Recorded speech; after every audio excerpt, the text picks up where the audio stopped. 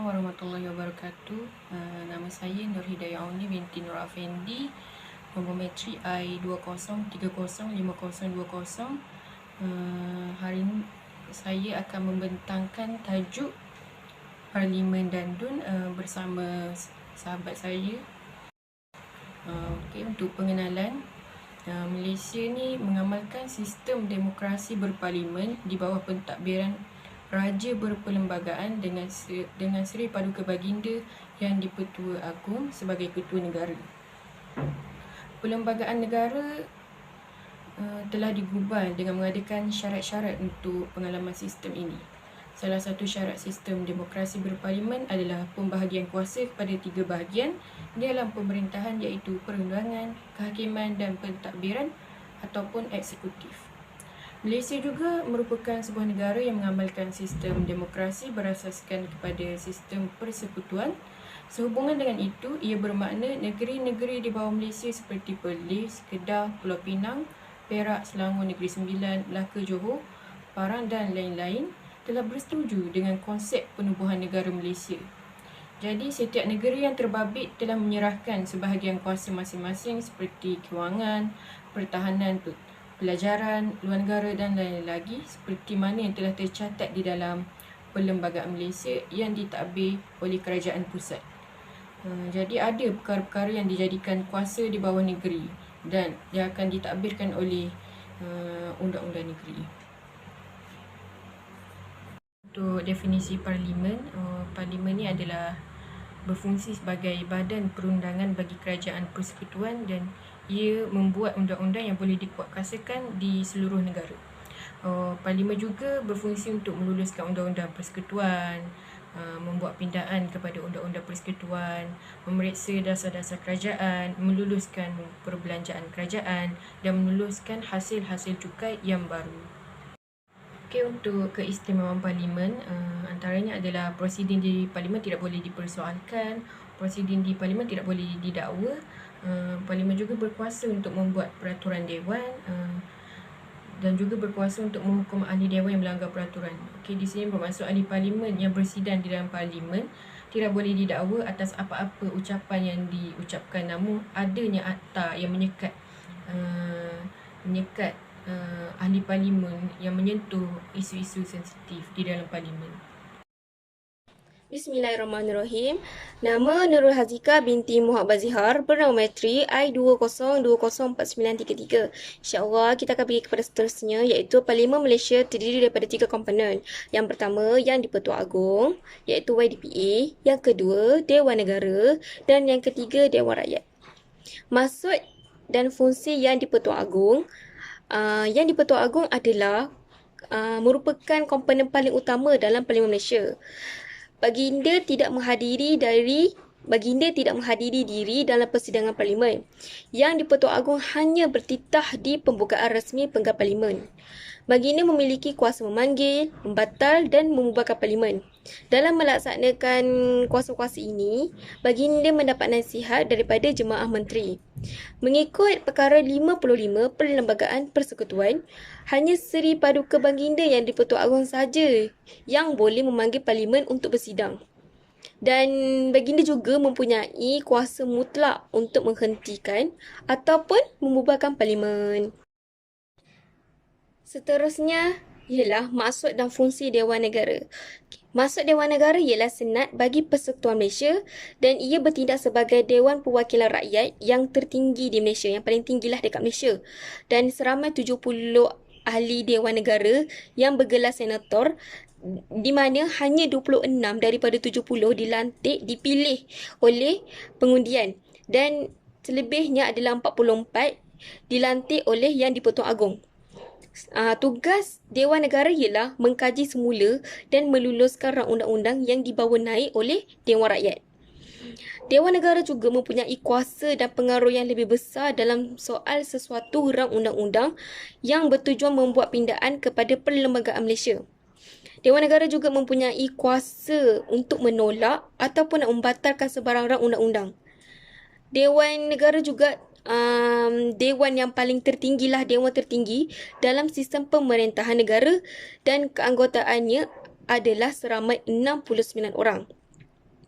anggota ataupun ahli Dewan Negara dipanggil sebagai senator. Seterusnya kita pergi kepada fungsi Dewan Negara. Fungsi Dewan Negara yang pertama adalah membahaskan rang undang-undang yang diluluskan oleh Dewan Rakyat dengan lebih terperinci. Dan yang kedua, Dewan Negara boleh memulakan sesuatu rang undang-undang kecuali rang undang-undang kewangan dan hanya berkuasa menangguhkan sesuatu rang undang-undang yang diluluskan oleh Dewan Rakyat, tapi tiada kuasa menolak. Dan yang ketiga, tidak boleh menangguhkan rang undang-undang kewangan lebih dari sebulan, manakala rang undang-undang lain lebih dari setahun, dan tidak boleh membuat pindaan jika Dewan Rakyat tidak setuju. Dan yang terakhir adalah Dewan Negara mempunyai kuasa untuk menolak dan membatalkan sebarang rang undang-undang. Yang seterusnya, kita pergi kepada Dewan Rakyat. Okey, maksud dan fungsi Dewan Rakyat. Dewan Rakyat merupakan salah satu daripada dua dewan di dalam Parlimen Malaysia. Semua rang undang-undang perlulah diluluskan oleh kedua-dua Dewan Parlimen, iaitu Dewan Rakyat dan Dewan Negara, sebelum dihantar kepada Yang di-Pertuan Agong untuk mendapatkan perkenan diraja. Ahli-ahli Dewan Rakyat juga dikenali sebagai ahli parlimen dan ahli yang berhormat. Dewan Rakyat merupakan dewan terpenting kerana ahlinya dipilih oleh rakyat melalui pilihan raya umum. Dewan Rakyat mempunyai 219 orang ahli dan setiap ahli mewakili semua kawasan pilihan raya di seluruh negara dan mereka berkhidmat selama 5 tahun. Seorang ahli tidak boleh memegang jawatan kedua-dua Dewan Rakyat dan Dewan Negara dalam satu masa. Parti yang menang undi minoriti dalam pilihan raya umum akan membentuk kerajaan. Seterusnya, fungsi Dewan Rakyat. Fungsi Dewan Rakyat yang pertama adalah mengubah dan meluluskan undang-undang pada peringkat Dewan Rakyat. Seterusnya fungsi Dewan Rakyat ialah membincangkan usul rang undang-undang yang dikemukakan oleh kementerian tertentu. Dan yang ketiga, membahaskan belanjawan negara dan memberikan kata putus tentang jumlah peruntukan yang dapat diberikan kepada kerajaan negara. Dan yang seterusnya adalah Dewan Rakyat juga meneliti semua rang undang-undang yang ingin dipindah mengikut keadaan semasa. Seterusnya, kita pergi kepada keanggotaan ahli Dewan Negara dan ahli Dewan Rakyat dalam Parlimen. Ahli Dewan Negara. Okey, mengikut Perlembagaan Persekutuan 45, Dewan Negara hendaklah dianggotai 70 orang ahli yang terdiri daripada 26 orang ahli yang dipilih dari 13 buah negeri, iaitu 2 orang wakil dari setiap negeri dan dicalonkan oleh Dewan Undangan Negeri daripada bukan kalangan ahli dewan. Manakala 44 orang ahli lagi dilantik oleh Yang di-Pertuan Agong, termasuk 2 dari wilayah Persekutuan Kuala Lumpur, 1 dari wilayah Persekutuan Putrajaya dan 1 lagi dari wilayah Persekutuan Labuan. Mereka akan memegang jawatan tersebut selama 3 tahun, iaitu 1 penggal. Dan keahlian mereka tidak akan terbatal jika Parlimen dibubarkan. Tempoh maksimum seorang ahli jawatan Dewan Negara adalah selama 6 tahun. Dan ahli Dewan juga digelar sebagai senator, dan kelayakan untuk menjadi ahli Dewan Negara adalah mestilah warga negara Malaysia dan mereka mestilah berumur 30 tahun ke atas dan dicalon oleh Dewan Undangan Negeri atau dilantik oleh YDPE. Dan seterusnya, ahli Dewan Negara akan mengangkat sumpah. Mereka semua akan mengangkat sumpah sebelum mengambil tempatnya di Dewan Negara. Bagi mengendali perjalanan persidangan atau mesyuarat Dewan Negara, seorang yang dipertua atau timbalan yang dipertua dipilih dari kalangan ahli-ahli dewan itu sendiri. Tugas utama yang dipertua adalah mempengerusikan sidang dewan, menjaga tata tertib dewan dan peraturan dipatuhi sebagai jurukcakap dewan dan memastikan bilangan bercukupi untuk sidang dijalankan sekurang-kurangnya 10 orang. Jika seseorang ahli dewan telah dipilih, maka beliau hendaklah berhenti menjadi ahli dewan negeri. Dan yang terakhir, mengikut perkara 68 Perlembagaan Persekutuan, Dewan Negara tidak mempunyai kuasa menolak sesuatu rang undang-undang yang telah diluluskan oleh Dewan Rakyat sebelum dikemukakan kepada Yang di-Pertuan Agong untuk diperkenankan. Tetapi Dewan Negara mempunyai kuasa untuk menangguhkan sesuatu rang undang-undang sebagaimana yang tercatat di bawah perlembagaan tersebut. Kita insya-Allah pergi kepada seterusnya, iaitu Ahli Dewan Rakyat. Mengikut perkara 46 Perlembagaan Persekutuan, Ahli Dewan Rakyat mestilah dianggotai oleh 209 ahli daripada 13 buah negeri dalam persekutuan, 11 ahli daripada wilayah Persekutuan Kuala Lumpur, seorang ahli dari wilayah Persekutuan Labuan dan seorang ahli lagi daripada wilayah Persekutuan Putrajaya. Dan ahli Dewan Rakyat mestilah warga negara yang bermustatin di Persekutuan Malaysia dan mereka layak untuk menjadi ahli Dewan Rakyat. Mereka mestilah berumur tidak kurang daripada 21 tahun. Tadi ahli Dewan Negara umur mereka mestilah 30 tahun ke atas. Tapi ahli Dewan Rakyat mestilah tak kurang daripada 21 tahun. Setiap ahli dimestikan mengangkat sumpah di hadapan Yang di-Pertua Dewan Rakyat. Seterusnya, tempoh ahli Dewan Rakyat atau ahli parlimen akan tamat apabila parlimen dibubarkan. Manakala ahli Dewan Negara tadi, mereka memegang selama 3 tahun. Dan keahlian mereka tidak terbatal kalau parlimen dibubarkan. Seterusnya, ahli parlimen tidak hadir pada setiap persidangan majlis selama tempoh 6 bulan dengan tidak kebenaran majlis, maka majlis hendaklah mengisytiharkan kursinya kosong. Seterusnya, Yang di-Pertuan Dewan Rakyat boleh dipilih sama ada di kalangan ahli-ahli Dewan Rakyat ataupun seorang lain yang layak dipilih.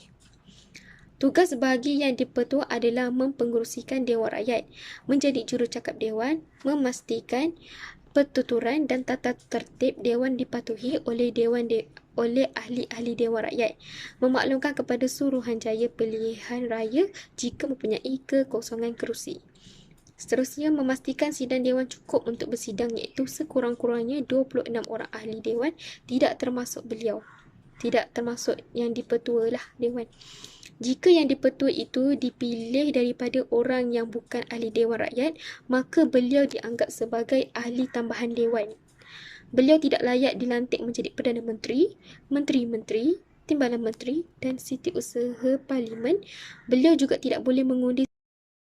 Jika ahli Dewan Negara maupun ahli Dewan Rakyat ingin berhenti, maka mereka perlu menulis surat dan serahkan surat tersebut kepada Yang di-Pertua Dewan. Kalau Dewan Negara kena serahkan kepada Yang di-Pertua Dewan Negara, manakala kalau Dewan Rakyat, maka ahli tersebut kena serahkan surat kepada Yang di-Pertua Dewan Rakyat. Seorang ahli Dewan Rakyat dianggap berhenti menjadi ahli jika beliau hilang kelayakan mengikut perkara 48 Perlembagaan Persekutuan. Seseorang ahli mana-mana majlis parlimen boleh berhenti daripada menjadi ahli dengan mengutus surat yang ditandatangani oleh ahli itu sendiri kepada Yang di-Pertua Dewan Rakyat. Itu sahaja dari saya. Terima kasih. Proses mengubah undang-undang di dalam parlimen ni yang mempunyai kuasa dalam membuat undang-undang dengan cara Dewan Negara dan Dewan Rakyat diluluskan sesuatu rang undang-undang serta telah dipersetujui oleh YDPA. Jadi setiap rang undang-undang yang diluluskan oleh sesebuah majlis parlimen akan melalui 4 peringkat sebelum ia diluluskan, iaitu pada peringkat pertama akan dilakukan bacaan pertama dan seterusnya bacaan kedua, dan dilakukan juga perbincangan peringkat jawatan kuasa, dan untuk seterusnya akan dilakukan bacaan ketiga. Okey, setelah undang-undang ini melalui 4 peringkat itu di Dewan Rakyat, maka sesuatu rang undang-undang tersebut akan dikemukakan kepada Dewan Negara. Okey, jika rang undang-undang itu diluluskan oleh Dewan Negara, rang tersebut akan dipersembahkan pula kepada Yang di-Pertua Agong. Okey, rang undang-undang tersebut akan menjadi undang-undang atau akta setelah mendapat perkenan daripada Yang di-Pertua Agong, dan baginda akan menurunkan cop mohon bersah. Selepas itu, undang-undang tersebut akan diwartakan sebagai undang-undang dalam warta kerajaan. Sekiranya sesuatu undang-undang itu tidak diperkenankan oleh Yang di-Pertua Agong, maka rang undang-undang tersebut akan dibahaskan semula di dalam Dewan Rakyat dan dikemukakan kepada Yang di-Pertua Agong untuk kali kedua. Namun, sekiranya Yang di-Pertua Agong tidak juga memperkenankannya, maka mengikut perkara 66 di dalam Perlembagaan Persekutuan Malaysia, memperuntukkan dalam masa 30 hari rang undang-undang tersebut akan dianggap sudah diperkenankan oleh baginda YDPE. Bismillahirrahmanirrahim. Saya Nur Aminah Syafinas binti Iskandar, nombor matrik I203050115. Okey, tajuk pembentangan seterusnya adalah Dewan Undangan Negeri. Definisi Dewan Undangan Negeri ini ialah badan perundangan peringkat negeri di Malaysia. Ia terdiri daripada ketua negeri iaitu Sultan, Raja dan Yang di-Pertua Negeri, seorang pengerusi dan ahli-ahli Dewan Undangan Negeri, atau kebiasaannya disingkatkan kepada ADUN. Ahli Dewan Undangan Negeri iaitu ADUN ni terdiri daripada orang yang dilantik mengikut undang-undang negeri masing-masing. Maksudnya seperti yang kita ketahui, DUN ni merupakan organisasi yang penting di dalam sebuah negeri tersebut. Jadi dengan adanya DUN ni sangat memberi kesan kepada rakyat ataupun masyarakat dalam sesuatu permasalahan negeri. ADUN ni pula terpilih disebabkan oleh pengundi-pengundi di negeri tersebut yang memilih mereka berdasarkan pilihan raya umum yang diadakan untuk melantik DUN di dalam negeri tersebut. Seterusnya, ketua negeri ini akan mengadakan persidangan dari semasa ke semasa dan akan mengetuai persidangan tersebut. Ketua negeri boleh membubarkan Dewan Undangan Negeri. Ahli Dewan Undangan Negeri iaitu ADUN ini akan dikekalkan selama 5 tahun sekiranya tidak dibubarkan dalam jangka masa tersebut. Setelah dibubarkan, pilihan raya umum mesti diadakan dalam jangka masa 60 hari dari tarikh pembubaran. Bagi tempoh selama 5 tahun. Bagi tempoh ADUN ni dikekalkan selama 5 tahun. Selepas itu, DUN ni akan terbubar apabila genap 5 tahun. Tambahan pula, raja ni dia boleh bubarkan lebih awal daripada tempoh yang telah ditetapkan. Kemudian apabila DUN ni telah dibubarkan, harus diadakan persidangan dalam tempoh 60 hari selepas tarikh pembubaran berlaku. Seterusnya, fungsi DUN. Yang pertama, Dewan Undangan Negeri DUN ni seperti Dewan Rakyat dan Dewan Negara. DUN ni juga nak cakap kegunaannya ni macam Dewan Rakyat dan Dewan Negara yang berlaku dalam parlimen. So DUN ni dia macam parlimen lah keadaannya, yang membahaskan tentang hal-hal dan isu-isu berkenaan negeri tersebut. Yang kedua, DUN ni boleh gubal undang-undang yang tidak tersenarai dalam mana-mana senarai. Dan yang ketiga, gubal, lulus dan tolak sebarang rang undang-undang atau pindaan rang undang-undang berkenaan perkara yang tersenarai dalam senarai bersama dan senarai negeri. Maksudnya setiap penambahan dan penolakan undang-undang negeri ataupun kelulusan atau bantahan tersebut yang berkenaan dengan hal-hal negeri tersebut ADUN ni perlu ambil kira setiap apa yang berlaku dalam negeri. Yang keempat, menjaga kedaulatan perlembagaan dan hak berperlembagaan negeri dan rakyat. Maksudnya ini merupakan perkara paling penting dalam sesebuah negara dan sebuah negeri untuk menjaga kedaulatan negeri. Jadi ADUN ni dia bertanggungjawab ke atas negeri dalam menjaga kedaulatan perlembagaan dan hak berperlembagaan rakyat.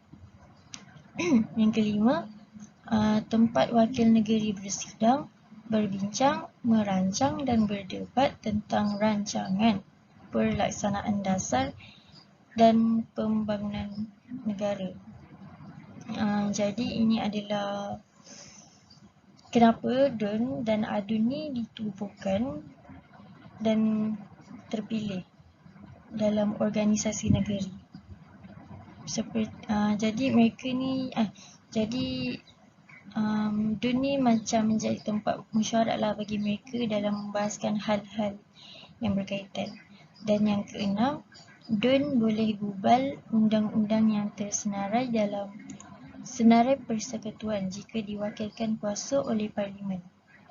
Ini adalah satu keistimewaan DUN. Jika undang-undang tersebut diwakilkan oleh Parlimen untuk ADUN dalam mengubal undang-undang persekutuan. Yang seterusnya, Ahli Dewan Undangan Negeri. Yang pertama, perwakilan yang dipilih menerusi pengundi dalam sesebuah bahagian pilihan raya negeri untuk menyertai Majlis Perundangan Negeri yang berkuasa di peringkat subnegara atau negeri.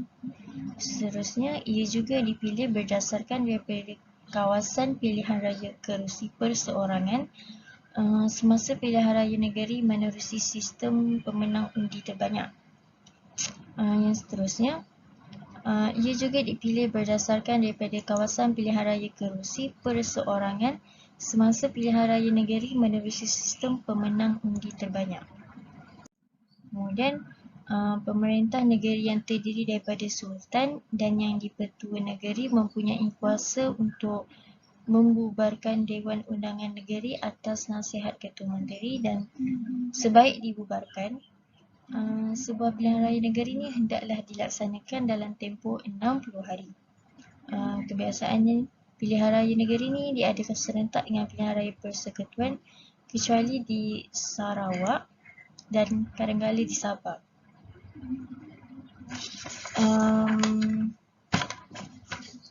Maksudnya seperti yang seperti yang saya bagi tahu tadi, ADUN ni dia dipilih oleh pengundi-pengundi berdasarkan pilihan raya negeri. Lepas tu dia ni dipilih berdasarkan kawasan pilihan raya kerusi perseorangan. Jadi undi yang terbanyak ni dia yang menang. Parti politik yang menang tu akan menguasai DUN untuk membentuk kerajaan negeri dan lain-lain.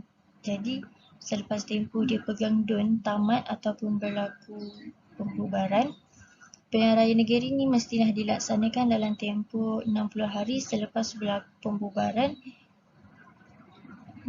Jadi itulah ringkasannya. Seterusnya, cara memilih ADUN dan syarat kelayakannya. Cara memilih ADUN, yang pertama, seseorang individu itu mestilah tercalon dalam pilihan raya, dan yang kedua, calon tersebut mestilah memenangi kerusi dalam pilihan raya Dewan Undangan Negeri. Syarat kelayakannya: A. Terbuka kepada warga negara Malaysia dan penduduk berasal daripada negeri Perak atau bermustatin di Perak sekurang-kurangnya 5 tahun. Ini untuk negeri Perak. B. Fasih berbahasa Melayu, iaitu kesenangan dalam bahasa kebangsaan. C. Berkemampuan untuk berkomunikasi dengan jelas dan mendedahkan fikiran dan idea secara koheren, ataupun yang ada kena-mengena dengan hal yang dibahaskan. D. Tidak disabitkan kesalahan jenayah dan bukan polis. E. Tidak pernah dipenjara melebihi 1 tahun. Dan F. Tidak pernah didenda melebihi 2,000 tanpa pengampunan. Okey, peranan DUN. Secara umumnya, peranan Dewan Undangan Negeri ni adalah untuk menggubal perundangan dan dasar negeri. Undang-undang yang diluluskan oleh Dewan Undangan Negeri ni dipanggil enactment. Enactment ni kalau dalam bahasa Inggeris enactment iaitu proses oleh undang-undang dan perjanjian menjadi satu penguatkuasaan undang-undang. Okey, berdasarkan peruntukan dalam Perlembagaan Persekutuan, DUN ni dia mempunyai kuasa untuk menggubal undang-undang yang disenaraikan dalam senarai negeri dan senarai bersama. Jadi peranan DUN yang seterusnya ni adalah memantau institusi pemerintah iaitu jabatan dan agensi kerajaan negeri. Ahli-ahli DUN ni bertanggungjawab untuk mengkritik atau menegur tindakan institusi kerajaan bagi memastikan jabatan atau agensi negeri tersebut melaksanakan fungsinya berdasarkan dasar yang telah ditetapkan. Seterusnya, DUN juga berperanan sebagai pengantara dalam penyampaian suara rakyat kepada kerajaan. Jadi, peranan DUN ni sebenarnya sangat beratlah kerana mereka ni merupakan golongan yang sangat diharapkan oleh masyarakat sekeliling dalam menjaga kepentingan dan darurat serta hak mereka yang telah diabaikan.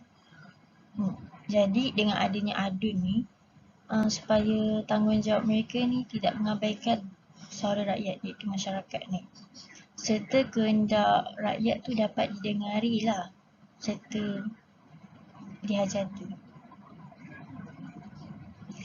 Okey, seterusnya kuasa perundangan Dewan Undangan Negeri. Kuasa Dewan Undangan Negeri ni adalah meluluskan undang-undang dan dipersetujui oleh Raja atau Sultan atau yang dipertua negeri. Perkara 72 Fasal 1 hingga 5 iaitu Perlembagaan Persekutuan Malaysia ni memperuntukkan tentang keistimewaan DUN. Okey.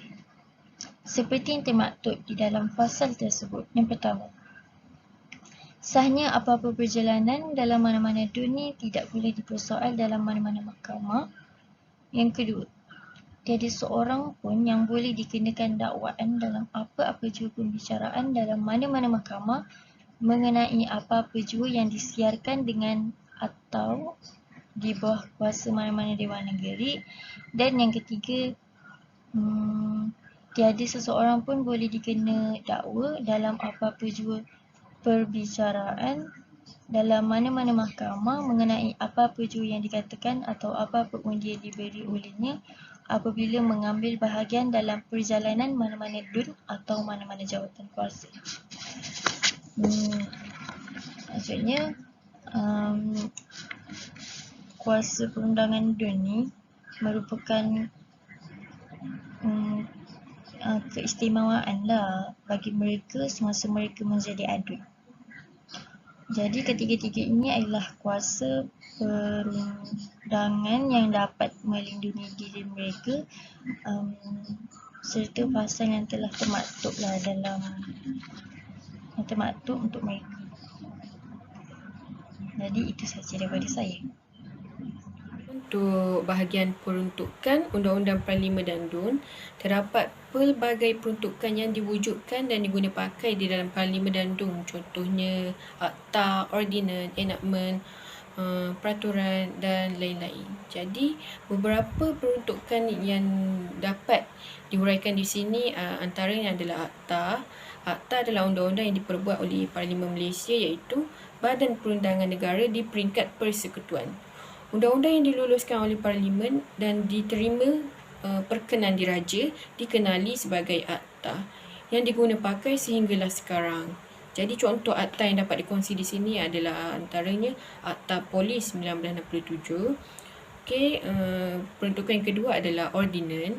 Order ni adalah undang-undang yang diperbuat sama ada oleh YDPA ketika pengisytiharan darurat ataupun daripada Parlimen ataupun daripada Dewan Undangan Negeri Sarawak dan Sabah.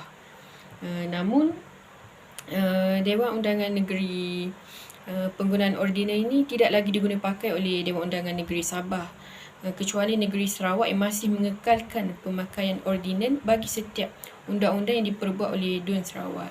Antara contoh yang dapat diberikan di sini adalah contoh ordinal yang diperbuat oleh Dun Sarawak, iaitu Administrative Area Ordinance 2007. Untuk bahagian peruntukan ketiga adalah enactment. Enactment ni adalah undang-undang yang diperbuat daripada Badan Perundangan Negeri yang dikenali sebagai Dewan Undangan Negeri bagi semua negeri-negeri di Malaysia kecuali Sarawak. Seperti yang diketahui, Sarawak menggunakan pakai istilah ordinan bagi setiap undang-undang yang dikeluarkan daripada Dun Sarawak. Jadi contoh enactment yang dibuat antaranya daripada Dun Sabah iaitu Animal Enactment 2015. Untuk peruntukan yang keempat adalah peraturan. Peraturan ni adalah undang-undang subsidiary yang diperbuat oleh badan eksekutif seperti majlis, daerah, menteri, lembaga di bawah kuasa yang diwakilkan kepada mereka oleh Parlimen ataupun Dewan Undangan Negeri melalui Akta Ibu. Jadi ciri-ciri utama undang-undang subsidiary ini adalah undang yang tidak boleh melampaui had yang telah ditetapkan oleh Akta Ibu dan hendaklah diwartakan sebagai pemberitahuan umum. Contohnya adalah Akta Pencegahan dan Pengawalan Penyakit Berjangkit 1988.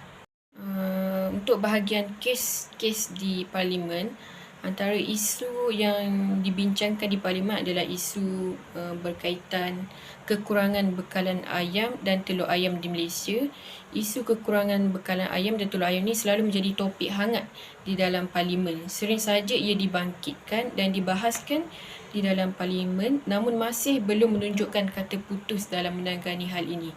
Kegagalan ini juga boleh dibuktikan apabila isu kekurangan ini tidak dihadapi di negara jiran. Malah mereka, negara jiran ini boleh mengeksport ayam ke Malaysia. Sekaligus ia membuktikan kelemahan dasar ahli Parlimen dalam menjamin kemampanan industri ternakan di Malaysia. Ia juga menimbulkan rasa tak puas hati rakyat Malaysia akan isu ini kerana ia menyumbang pada peningkatan harga ayam dikala kekurangan bekalan ayam dan telur ini berlangsung. Jadi di sini kerajaan Malaysia ia mengambil alternatif dengan mengambil bekalan daging ayam dan telur import dari luar negara sehinggalah bekalan ayam dan telur ayam ni kembali stabil di pasaran Malaysia. Kerajaan juga telah bersetuju harga maksimum runcit bagi ayam standard ialah RM8.90 manakala harga telur ayam bagi semua grade mestilah mengikut harga kawalan skim harga maksimum keluarga Malaysia SHMKM. Okey, untuk kes di dalam Dun, terdapatnya isu karikatur yang menghina Islam. Wujudnya tindakan kerajaan negeri yang mengharamkan wartawan utusan Malaysia membuat segala liputan mengenai program dan persidangan Dewan Undangan Negeri ekoran masalah isu karikatur yang menghina Islam yang wujud di dalam utusan Malaysia. Jadi beberapa ahli Dun Kelantan mengecam tindakan utusan Malaysia yang menyiarkan karikatur yang menghina Nabi Muhammad.